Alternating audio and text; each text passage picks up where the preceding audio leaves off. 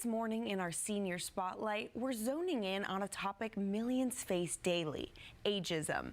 And with more people working past 65 by need or by choice, that ageism is impacting a lot of people when they go to look for jobs.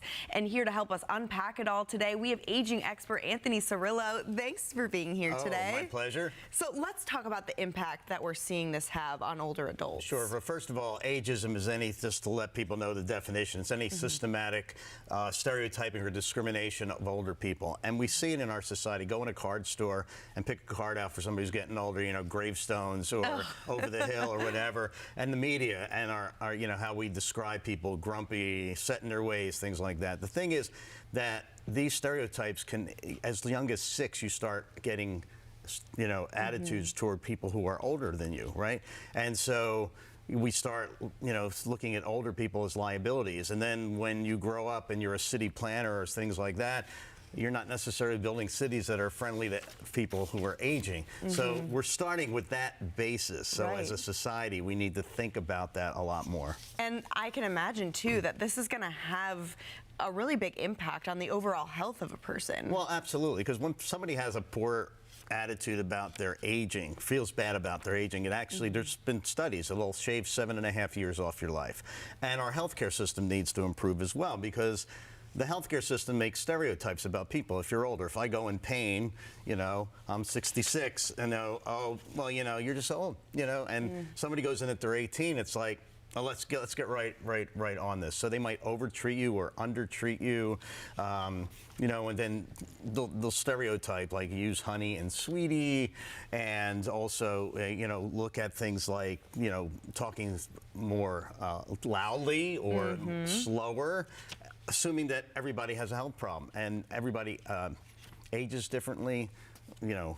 Their health is different, different ages, they recover. I know people who are 96 who are still driving. Yeah, and you know, I can imagine that this ageism is going to have an impact across the board. So let's talk about how this impacts how people are going about looking for jobs as well. So it's interesting. Princeton did a study, it was called something called prescriptive prejudice, that younger people have these attitudes about older people that, first of all, they consume too many scarce resources, they shouldn't act younger than they are, and the third one was they should move aside from high-paying jobs for others. So you're facing that to begin with.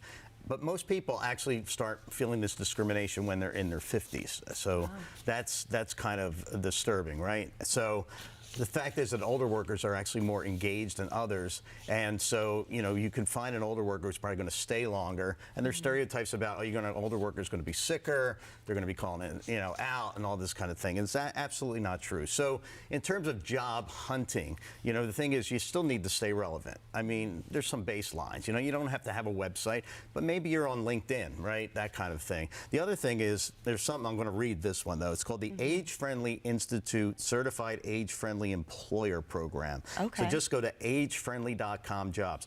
These list companies that are specifically looking for older workers, that have a culture around hiring older workers and respecting them. So that's kind of something you want to keep in mind. Smaller companies, startups also embrace older workers as well. But you want to make sure there's a culture fit for you and that it's going to be a job that you're comfortable in. And there are a lot of benefits to employing somebody that's older, right? Well, first of all, they have a lot of experience. They could be mentors. You know, at the time when they should be mentors and sages, a lot of times we're relegating to liabilities and has-beens. And so they have a lot to offer that way as far as mentoring and experience. So they could teach people a lot, and they want to learn from younger people what's going on that way. They want to learn about technology. They want to learn about what the perspectives of younger people. So there's a lot when it's intergenerational. You could, so even when they're building nursing homes nowadays and assisted living, they're building daycare centers next to them so they could start intermingling the two groups so that we can learn from each other. Obviously, these people are dedicated. They're typically loyal. They come from a time when people were in jobs for a long time. Right. Like my wife was in her one job for 26 years. Who does that, right? You know, in this Not these days. No. Well, I didn't even do that. So she gives me crap for that. Well, Anthony, where can we go for more information today? Of course, I have tons of articles on my site called The Aging Experience, and then my other site is called SageStream.live, which is a live stream entertainment network, not necessarily doing with age discrimination, but we are trying to reach the older population through music and music therapy. I love it. Well, thank you so much for this great information today. Thank you.